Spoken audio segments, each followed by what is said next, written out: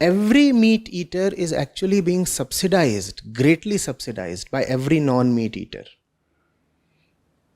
This is injustice. This is direct stealing of money, pinching of money from the pocket of the vegetarian or the vegan to subsidize the meat eater. When you eat meat, when you eat chicken, you are actually not paying for the environmental damage that your plate of meat has caused.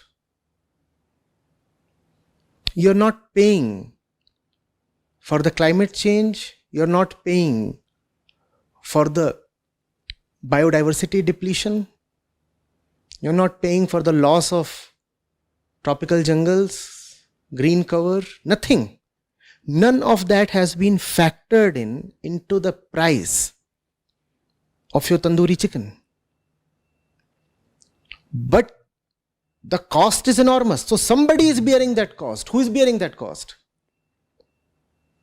Whole population. Whole population, meaning just to help you have your chicken, everybody else is paying the price. So if you are paying rupees 200 or 300 for your plate of chicken, its actual price should be maybe 800 or 1000. And it is gross injustice that the thing is being offered to you as a subsidy. So there has to be taxation. There has to be clear, commensurate, just taxation. Two things I talked of: culture and fiscal measures. Then there has to be education. People have to know. People have to know what milk is. People have to know what meat is. People have to know the entire cycle. People talk so much about the right to information, and everybody is so curious these days. People want to gossip. People want to say, no, we want to know everything. First of all, don't you want to know what is going into your body? First of all, don't you want to know what is going into your body? So that has to be made known. Thirdly, it has to be made known that agriculture as such is not the absolutely holy profession it is made out to be. Very, very people know, very, very few people know that probably around 2/3 of all agriculture, rather 3/4 of all agriculture, is just to support meat eating. Now you'll wonder, what am I saying? You'll wonder, right? People think of farmers as some kind of pursuers of a most noble profession. They say, you should be a farmer. Especially in India. Everybody is talking about poor farmers and this and that. Everybody is talking of upholding farming. And I support that. Any person who is in need needs to be supported.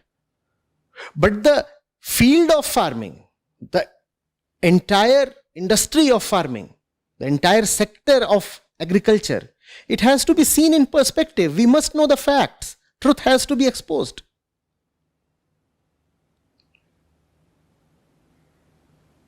Out of every 4 kilograms of grain that comes out from the farmer's field, 3 kilograms goes towards feeding animals so that they can be slaughtered and the meat eaters can have their meat.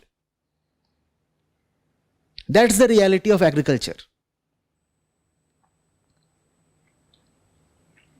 On one hand, we talk so much about preserving forests.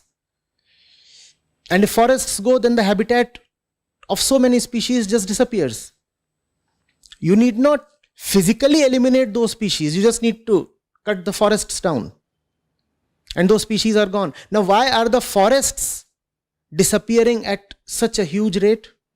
Do you know, even as we are talking, how many acres of forest has been cleared off in the last 1 hour itself? Can you even imagine? Now go find out. You'll be startled. Even as we are discussing this, at an unimaginable pace, trees are being felled. Unimaginable pace. Why are those trees being felled? So that there can be more agriculture. That agriculture goes towards feeding the ever increasing population, because we cannot live without kids. Further, we cannot live without our chicken wings and chicken burgers and mutton this and beef that. We do not even know that to get 1 kilogram of chicken or mutton or beef, you require probably 20, 30 or 40 kilograms of grains. So most of the grains that is being raised in the farmers' fields is for the purposes of meat. That is something people must know. You cannot just blindly keep on talking of agriculture as something so holy and pious and natural. Are you getting it? Then the kids. Reach out to them. It has to be a holy war. You have to, pardon me my language, invade schools. It's a battle for the mind. The kid must grow up knowing fully well that it's monstrous to kill an animal to eat it. Are you getting it? And that would require a change in the entire value system of the kid. Veganism cannot succeed if you just keep talking of animals. You keep saying, oh, it is bad to look at animals as a commodity, it is bad to exploit animals. If man is exploiting man, why will man refrain from exploiting animals? So veganism has to be holistic, comprehensive. You may not like it to hear it this way, but veganism has to be basically a spiritual movement. Veganism has to be a movement of compassion.